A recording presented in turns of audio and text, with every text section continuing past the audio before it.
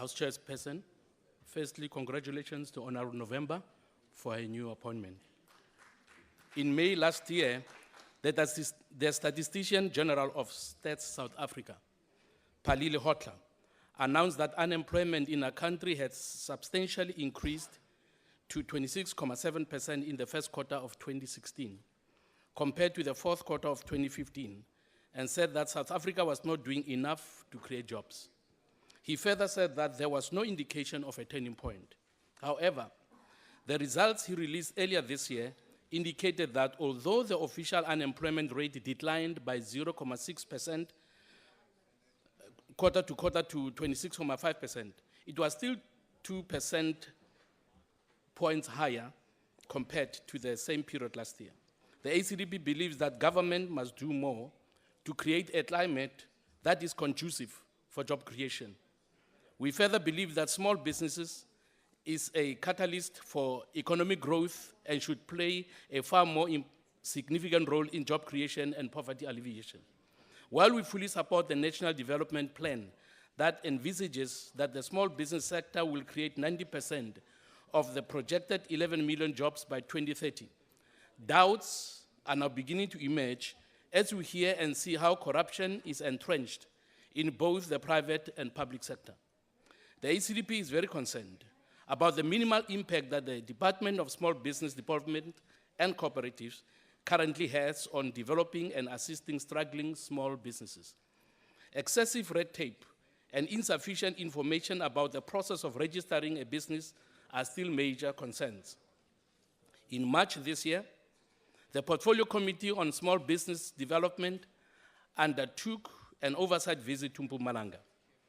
As we interacted with members of some cooperatives, we got a better understanding of why cooperatives have a high failure rate of 88%.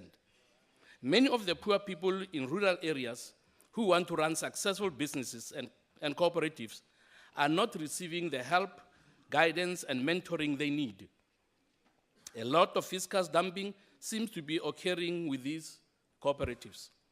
We are also alarmed to discover what appears to be some cases of fraud, which the committee found unacceptable. By way of the example, I'm going to quote from the committee report of our visit to Mpumalanga. Open quote.